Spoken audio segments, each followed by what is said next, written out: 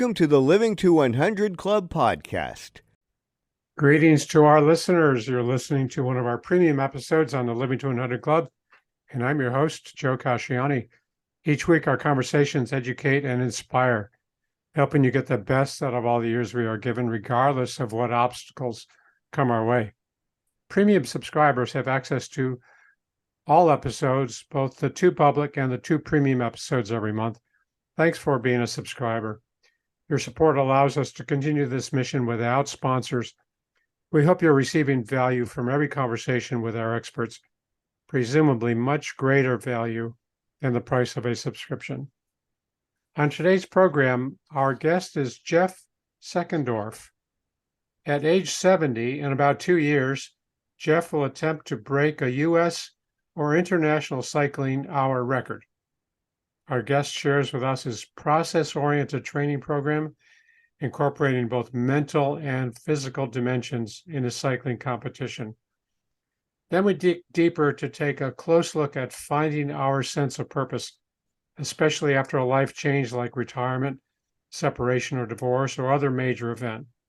We discuss the process of discovering a new purpose, especially through sports, and how this process contributes to longevity, health, and happiness. What is the Institute of Purpose that our guest has recently co-founded? And importantly, how do we discover a new sense of purpose in our own lives? First, a little background. Jeff began his career as a photographer and filmmaker, first as a stills photographer for UPI and other national publications, then as a director, cameraman, producing, directing, and photographing TV commercials, music, videos, movies, and documentaries. One recent project documents a team of Parkinson's patients on a trek to Mount Everest Base Camp. Jeff has won numerous awards for cinematography, including Sundance Film Festival and Independent Spirit Awards nominations for Best Cinematography. In 2008, Jeff founded Unified Team Diving, a global scuba training and certification agency. He's authored 8 training manuals and dozens of online courses.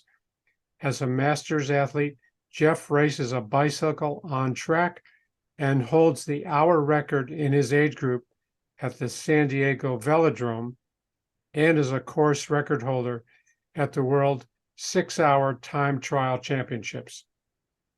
Jeff's current project on the bike is to attempt to break the U.S. hour record in the 70 to 74 age group. Quite a ride you've been on, Jeff.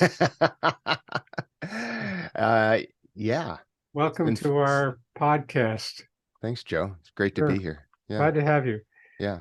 I always like to open by asking our guests to tell us maybe the highlights that brought you to where you are today. I covered a lot of your work history and your professional career, but what are the highlights that brought you to where you are today? You know, it's interesting. I think a lot of it has been serendipitous. I really haven't planned a lot of this. It's just, I'm very receptive to projects that come my way. And so, you know, I had a 30-year career in the film industry, and it went really well. But, you know, for most people, including me in the film business, you know, your full-time job is looking for work and your part-time job is working. So, you know, that started getting a little bit old. And, you know, I had one producing partner say to me that, you know, she saw me spending 15 years getting into the film business and 15 years trying to get out. Yeah. So, you know, on the trying to get out thing, I was looking for something interesting, you know, just something that I could do every day. I didn't have to look for work and had an education component to it. And then one of my old scuba instructors had this idea to start this certification and training agency from scratch. So in 2008, we did this startup. It ran well for a long time. I bought him out in 2019, so I own it solely now. And it's been a really, really cool project. It's been a really cool project. Yeah. And then so along the way with that, through the filmmaking part, I had an opportunity to start working with the Parkinson's community in San Diego. Wow. So my wife is a clinician, works almost exclusively with Parkinson's patients. So I've got hundreds of friends with Parkinson's now. And so I've been working also as the director of operations for the Parkinson's Association here in San Diego. And that's been another really, really fun and satisfying project. And they go nicely hand in hand. You know, Sure. they're so different, but they're both basically tech operations, and I love it both. Yeah, you're incorporating your film history and background as well as your interest in being outdoors and sports and athletics. Yeah, Yeah. that's a great accomplishment. Yeah, how many people are on the trek? The On that, yeah, that on trek. the Yeah, Mount the Everest trek, I Parkinson's. think we had 10, Uh-huh. three with Parkinson's on that. Uh-huh. So my wife runs biannual, right? That's every 2 year Mm-hmm. treks to some crazy place in the world Oh, wow. to support research or something for Parkinson's. So we've done, she did Kilimanjaro right before I met her, but then Mount Everest Base Camp, Machu Picchu, Camino de Santiago. Last year we trekked the Dolomites, and next year we're going to a pilgrimage trek in Japan. Mm. That'd be really Wow. cool. Those are And real it's great. adventures. It's great because for Yeah. Parkinson's patients, especially, it's like these are hard hikes. These are hard 8-day hikes, and people train for them. And, you know, it's really an opportunity for someone to really push themselves past what they believe their limits are. Of course. Yeah. Push our limits, see what else we can accomplish. Yeah. That's important for everyone. So you've done a lot of competing over the years, and I always like to ask, what have you learned about yourself after these years, especially with the cycling competition? What have you learned about yourself, Jeff? I think it's more what I'm learning than what I've learned. It's still a What I'm process. learning is how not to quit. This has been my big thing for this past year. It's like, how do you learn not to quit? Somebody once said recently, I heard that winners are just losers who didn't quit. I thought Yes, that I've was heard that. pretty interesting. Mhm. So that's what I'm working on, you know, and that's what I bring to everything in life, right? It's like there's no point in doing any of these projects, the bike ride, you know, mountain treks, any kind of training or any kind of self development in one field if you can't apply it to the rest, right? Of So, course. you Mhm. know, I've got this crazy bike thing. I'm training 15 hours a week on the bike, and you know, I just got off, you know, about a half an hour ago from a workout. And you know, gym and paying attention to nutrition and hydration and the mental aspects and the equipment and blah blah, all that other stuff. And so if I can't take that and apply it to everything else, then there's no point. So, you know, when I start a project now, like for the Parkinson's Association, I just get on this rampage where I can't quit. Mhm. And I've really learned that from cycling because, you know, Mhm.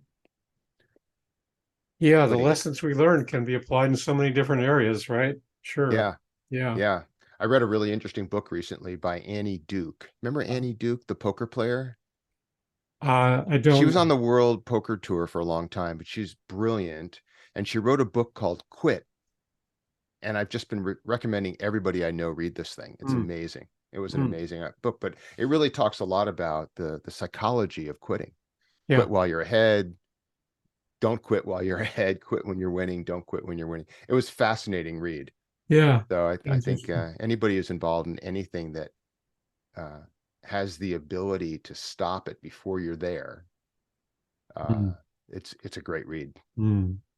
Yeah, it's funny. I'm on the treadmill in the morning, and I try not to look at the reins that I'm covering, and when I don't look at it to see how far I've gone or how far I've got left to go, I do much better. But when I look at it, then it's like more of a chore because I'm focused on the destination rather than just being away from the process, if you know what I mean. So I like that, learning how not to quit. Yeah, I'm kind of the opposite on the bike of you, though. Yeah. I like to know exactly what I'm up to, how long Uh-huh. it's going to be, how much more I have to go, and how hard I Uh-huh. have to push through that. Yeah. So I get Yeah. to the end, you know, Good. Well, maxed out. Yeah. yin and yang then, right? Yeah, Sure. no, for sure. Okay. So when you and I talked, especially I watched this great video that you have on the website. And so much of it is mindset and complemented by our physical skill and motivation. So which is more important when it comes to competition? What do you think? Mindset or the physical side of this? When we did that little film on the bike ride, my coach, who's amazing, Ben Sharp, said, and I think we used this in the movie, that there's a big physical component to this kind of bike ride that I'm looking to do, this hour ride, but you can't muscle your way to this hour record, and you can't think your way to the hour record. There's this balance that you have to have that allows you to let the mind drive the physical. So it's easy to train physical skills, right? You can go to the gym, you can get on your bike, you can get on your treadmill, you can do programmed structured workouts, or you can make them up yourself. And, if you do them properly, you'll get stronger. It's much harder to train your mind to push through the hard parts. It's so easy just to say, oh God, I'm just cooked, I'm going to quit. And so I think to answer your question, I think it's easier to train a physical skill, but it's more important to train the mental aspects of anything you're doing. And this applies to sports or work or relationships or anything. I think it's all the same. So it's the physical activity that we may be able to pursue and stay at, but yet it's the mental side of it that can turn it on or off. I mean, we're capable maybe of doing more physically than we think we are. Is that an extension of that? Fair. 100%. Yeah, absolutely. Yeah. Yeah, completely. Because, I just know from, my time on the bike that, I can do a ride and finish strong, or I can do a ride and I can finish wasted, and the only difference is what's in my mind. Was I able to push that last 20 minutes and leave nothing on the table or on the track or on the road? Or was I just, biding my time to get through this thing, to get to the end and then go have a coffee? So I think the mindset thing is, at least this is what I'm focused on really this year, is getting to a point where, I can really understand the differences between physical and mental training in sport, and how to apply that to the rest of my life. But at the same time, understanding how to train the mental things. So you're not making it up every day, right? I mean, in the physical part, in the bike, the treadmill, the gym, all that, there's structured training. You do this many sets at this weight and you'll get stronger. You run this many intervals at this pace, you'll get faster, right? It's very easy to look at that structure and say, okay, well, we know how to make you physically stronger. It's much harder to train your mind. Mentally right? Stronger. Yeah. I mean, there are exercises and things you can do, but it's a tricky business to get yourself to a point where you can push yourself past your limits. How powerful that thinking is. And I talk about the same thing, Jeff, with seniors who, face these physical setbacks or maybe some event in their life, and how it's the mental attitude that helps us to get back up, no matter what it is. Maybe we're able to get back to normal, or maybe we're kind of creating a new normal. We'll never get back to where we were, but we've got to adjust and adapt to a new normal. So it's so much a matter of what we tell ourselves, what that self-talk is all about, to continue to push us physically, whatever is going on. It's that mindset that trumps everything, I think. Yeah. And I took this on, later in my life. Yeah. Right. So I'll be 68 in a couple of weeks. And, I wasn't a elite athlete as a kid or as a middle-aged man. I just really started to push this, in my late 50s. Although I've been on a bike forever. I raced cross-country skis and, I did a lot of other stuff when I was younger, but I was never a serious competitor in any of it until I turned, I don't know, 55 or something like that. Yeah. and started racing as a master's athlete. So I'm having to learn all this coming, later than most people. Again, I look at my coach, and the worst thing you can do is compare yourself to something else. You bet. But he's in his 50s, and he's been racing since he was in college, and he's got 30 plus years of this competition mindset. And I've been racing for 12 years, and I had to learn it as a second career, third career, something like that. So this is where all of this stuff comes from, is that this is not just innate bred in me. I'm having to actually learn it from the beginning. Sure. But again, we go back at other stuff and look at other projects and other things, and I want to learn how to use a piece of software. I want to learn how to fix a car. I want to, whatever it is, right? It's all the same thing. You just use whatever process about yourself and apply it to anything. Right. Does that sound like hocus pocus? Yeah, sure. No, I mean, or does it make sense? I can't tell sometimes. I think what, the other point is this notion of comparing ourselves to somebody else. Like you said, you can't compare yourself to your coach. And I think the only comparison we can make is to where we were yesterday, or where we were a month ago or a year ago. That's the comparison. Are we improving? Are we getting further along on our journey compared to what we used to do, or the way we used to act or think or speak to others? It's that to compare is to despair, right? That's what we say. We don't want to compare ourselves to others, because there's always going to be somebody better off and somebody who's going to be worse off, or wealthier or not as wealthy. So the comparisons are valid only when we're looking at where we were, where we used to be, compared to where I am today. So I think that would apply to your cycling workouts too. Are you doing better than what you did a year ago? I'm sure you are. Yeah, and we track that. And in a bike race, you can't control anybody else. I can't control anybody else's outcome. I can only control my own outcome. And if I have trained to a point where I'm faster than everybody else that day, awesome. And if I've trained to a point where somebody else is faster than me, I can't control that. Yeah. All I can do is show up with my best physical self and my best mental self and just do the best I can. Yeah. Yeah. Great point. That's a great point. We also spoke about process versus outcome, kind of the journey versus the destination or the goal, right? And how do you look at that? I know we touched on that a little bit already, but are they equally important, the process of what you're going through, or completing, making, setting a new record? Which do you think it is? I've had a little transition in that thinking.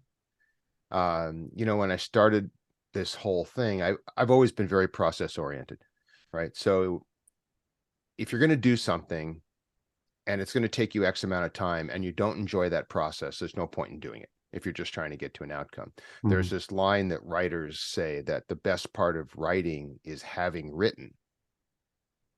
And that just means they hate the process, right? But if it takes you a year to write a book and it takes you 3 seconds to send it to the publisher, and you hated that year, you just loved the 3 seconds of sending it to the publisher, what was the point of of doing the year? It doesn't make any sense.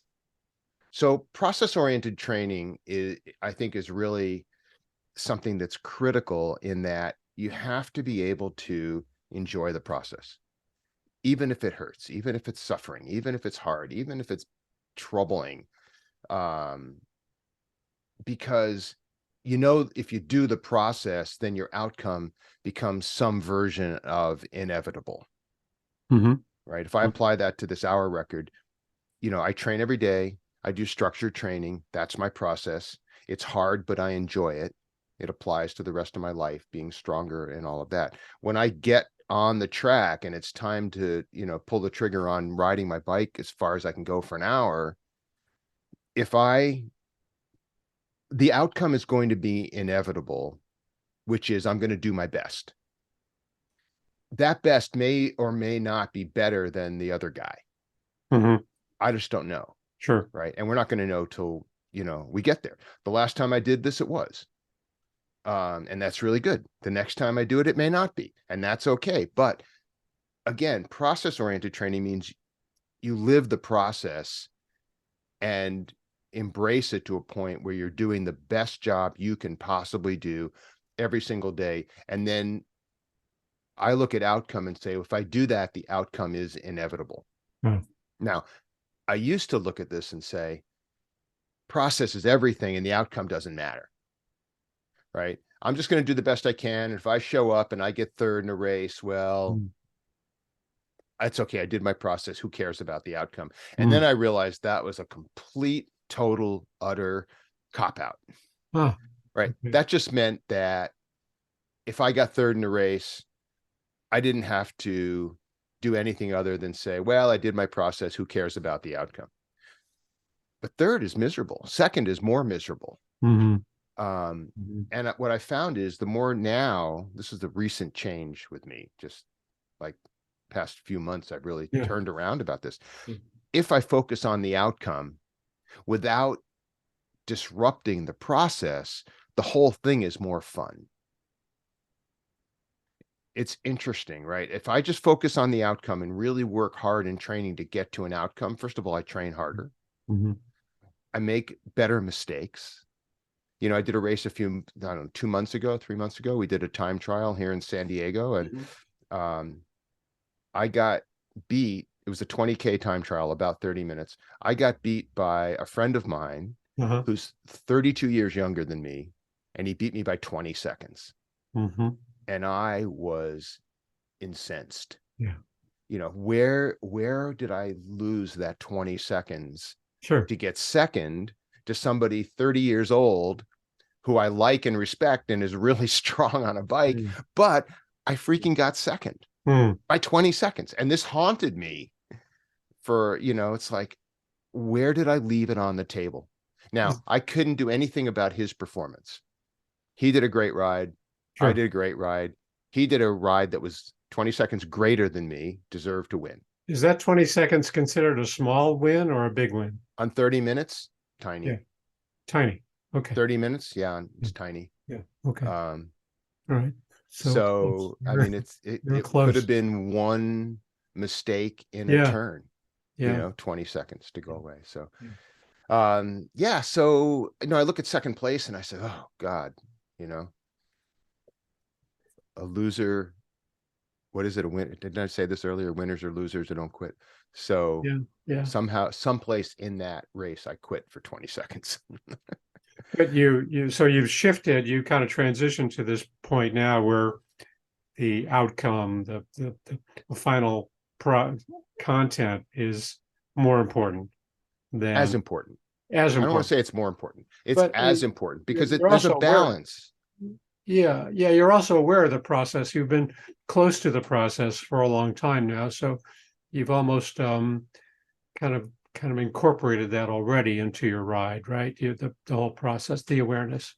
Yeah, completely. So what's happened to me is that I've started to realize that if I focus a little bit more on the outcome than nothing, which is what I was doing, it drives me to train harder, and it makes the process more satisfying because I'm sitting there suffering on the bike knowing that, okay, this hurts like hell, but it's really helping me get to this goal. And I think goals are important. I like the idea of working on goals and, you know, be it in sport or life or anything else. And I think that, you know, goal is outcome, you know, so we need something to drive us. Otherwise, you know, you're going around in circles and you say, well, it kind of doesn't matter. Yeah, very important. I agree. So let's shift into this notion of purpose and our sense of purpose in sports. How do you find that? Well, what is that meaning in cycling or scuba diving? How do you find that sense of purpose in what you're doing? Well, I think it's very much what we've been talking about, which is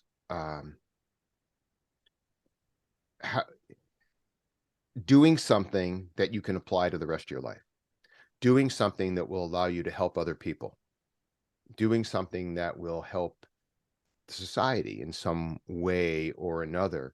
So I think for me, purpose is really just being in a position where I can help people. When I started out doing this hour record, it was like the mountain climbing thing, right? Why climb a mountain? Well, you climb it because it's there. Yeah, but you know, that's another cop out.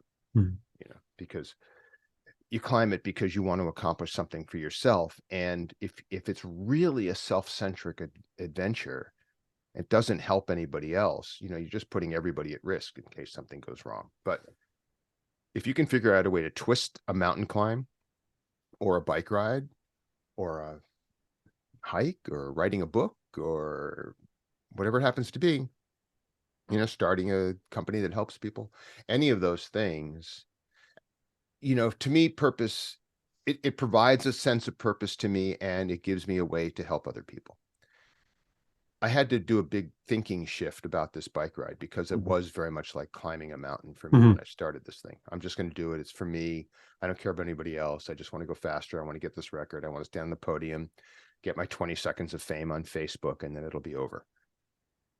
What I realized is if I change my thinking about this and what the purpose of this ride is, I can actually use this ride to influence others to maybe do something that they didn't think they could do, or to push themselves a little harder, or to take something that seemed uncomfortable and apply it to another part of their life where it is comfortable. We talk a lot about being comfortable, being uncomfortable. And so for me, my sense of purpose is, what can I do in my life that will help other people? Really simple. And still have fun and still make some money and, stay healthy and fit. And I think it really comes down to that, so I've just turned this bike ride into a thing, right? I talk on podcasts. I talk to all sorts of groups about purpose, and I use the bike ride as a kickoff point. It's like, do I need to do this? No. Does it help me in all aspects of my life? Absolutely. Can I apply what I'm learning in the bike ride to my other part of life? Absolutely. Can you do this? Absolutely. Do you have to do it on a bike? No. Sure. Anyway, do it on anything. Do anything you want, find a way, just, do a fundraising hike or do something. So it's this combination of having a goal, striving for some goal, at the same time really looking to see how it can spread or how it can overflow to others, and doing things that we're accomplishing, and we get a sense of success and satisfaction, but it also maybe helps others derive some meaning too out of that same activity.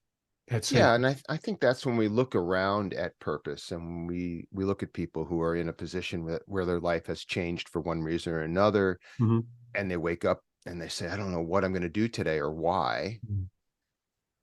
I mean, if those of us who have found some purpose can, create some motivation to say, well, look, you don't have to light the world on fire. You just have to do something that helps 3 people. It doesn't have to be, you don't have to launch a rocket or go to Mars or cure cancer, or just, go to a soup kitchen and feed 3 people. I mean, it's really just more about, you can do anything. You can take any project and turn it into something bigger, socially better, that helps people if you just look around and decide to do it. We see this in retirement, right? People go out and say, well, I'm going to garden and play golf. And that lasts what, 3-4 months. And then you're like cooked. Yeah, that's right. That's right. And sometimes it's opening those doors, knocking on those doors, and we don't know what's on the other side, but it's maybe 180 degrees from where we thought we were going. Yeah. Right?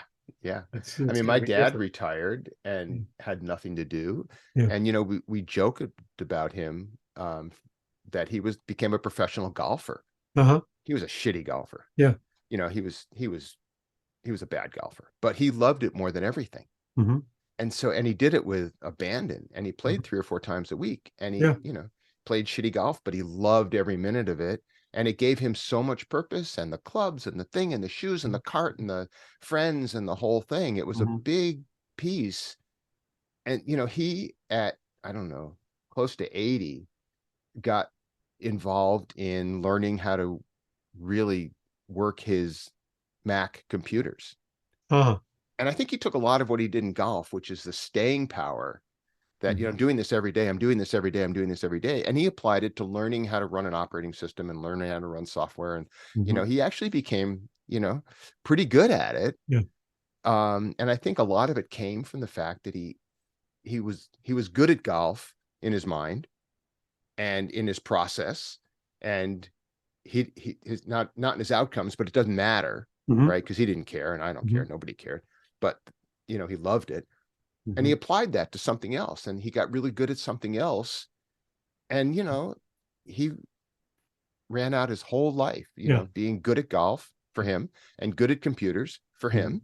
And, it allowed him to do other stuff well. I think it was a great thing, Yeah, it is. It's a matter of sometimes we don't know what it's going to be. We don't know what's, like I said, what's on the other side of that door. And we feel that sense of success and accomplishment and achievement, and say, well, maybe there's something else. Maybe there's something that touches on what I've been doing, and maybe I can learn a new language, or learn an instrument, or learning something else, and maybe volunteer at some kind of community organization.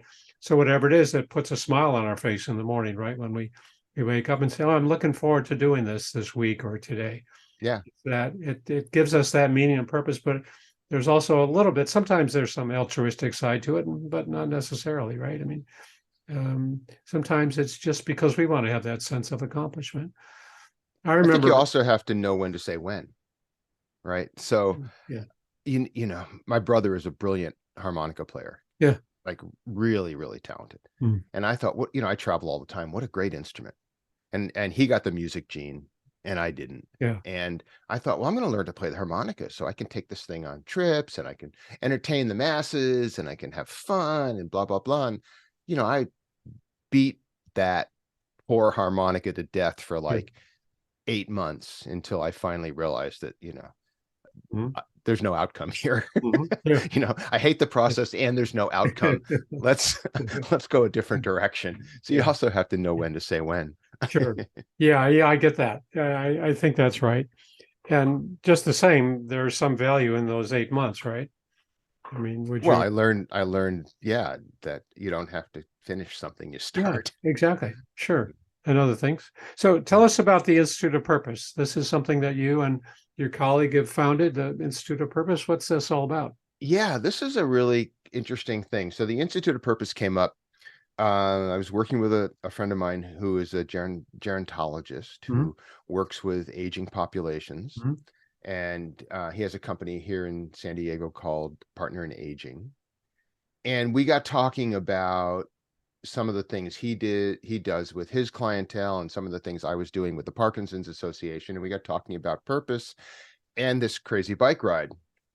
And he had this name that he's been trying to do something with for a long time called the Institute of Purpose. And I heard it and it was like, oh my God, I want to do something with that because it's such a cool name.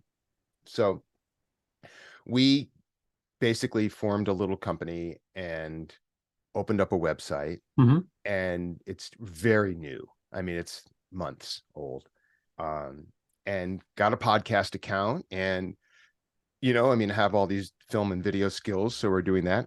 And basically we're creating content about purpose. What is purpose? How do you successfully change purpose? What happens when you wake up in the morning and you say, crap, I have no purpose? And now that you've recognized it, here are some guidances and some things. And here are like a ton of little short 30-second videos from people who've talking about what their purpose is, and some longer videos about people who have discovered purpose and explored it a little more deeply. And there's a speakers bureau attached to it. And it's got a couple of little sponsors. And I mean, you've seen the website. I did. I saw it. instituteofpurpose.org, right? .org, yeah. Yeah, that's the URL. Yeah. So we're developing it out, and I think it's interesting, and we're looking for people with purpose to participate on the website. So we'll call out to your listeners if anybody's interested in doing a short podcast about particularly what happened when they switched from, oh my God, I have no purpose, to now I'm doing this. Yeah. Those are the stories we're trying to collect up and curate. Can you recommend any steps, or what's your thinking on How do I find this sense of purpose? I'm retired. I don't know where I should go, what I should head for. What are some steps that we take? Well, I think you can take a page from my harmonica debacle, Okay. right? All right. Which Spend 8 months. is well that, but try to do things that you have a modicum of ability to be successful at. It was a pretty good bet that I was going to be unsuccessful at the harmonica. I didn't have any really designs on that problem. We do a thing called your Path to Mastery workshop, where basically you figure out how you got good at something, right? So we go through the process of how you got good at anything. So if you are a pilot, for example, discovery, training, practice, teaching. Sure. I think mastery ends with teaching. So you find out about flying, you get a license, you go practice and fly for years, you become an instructor, and now you've kind of mastered that. So everybody has something in their life that they're good at. If you want to change purpose, one of the things you can do is find something that interests you and then apply those steps that you used to get to where you were good at something else to the new thing. Okay. So you're a successful pilot, flight instructor. Now you want to be, gardening really turns you on, right? You want to grow your own organic food. You want to, get involved in this. So discovery, figure it out. What do you like about this? Training, take a course, take workshops, go online, whatever you have to do. Practice, do a couple of years of cool gardening, and then go back and teach it. But you can take whatever you knew how to do well and not so much use what that thing is, but use the steps you use to get there and apply them to something else. Yeah. Use the process, not the content. It's a process. Just figure out your process on purpose to approach mastery, and maybe I don't know, you want to write a book, right? So you decide, there's your discovery. You maybe do some quick education on, formatting and publishers and this and that and structure and, 3-act structure, whatever it happens to be. And then you practice, which is write the book for however long it takes, and then get it published and hopefully help others do the same thing. So I think, if you find, this is what we're really working on, the Institute of Purpose, is giving people insight into what they could do, but also the idea of you can do it by just applying the skills you've learned in other aspects of your life. You don't have to just go blindly forward and say, I'm going to plant a garden. I have no idea what to do. Yeah. And it's probably more effective when it is tied to past skills or past achievements, right? So there are some, some degree of successes and skills, really, but you're learning to apply those skills in a very different area. I think it's important that you were successful in this, and can be successful in this because you already did it. Right. You're not just fishing for success. You've actually experienced success, and you're just applying those same steps to something else. So it's not this endless run of, I don't know if this is ever going to work. It's not going to work. It's be like doing a Rubik's Cube for the rest of your life. Sure. Yeah, it sounds like a lot of valuable information, good resources there. instituteofpurpose.org. Yeah. So any of our listeners have some interest, you can visit the website and send in your comments and ask Jeff and Jonathan, who I know, Jonathan Schwartz is your partner.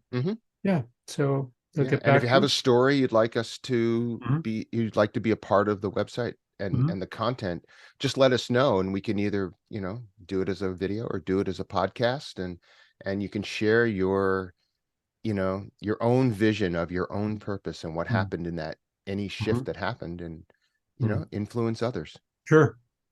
Yeah, that's good to share our own journey. Yeah, I like that.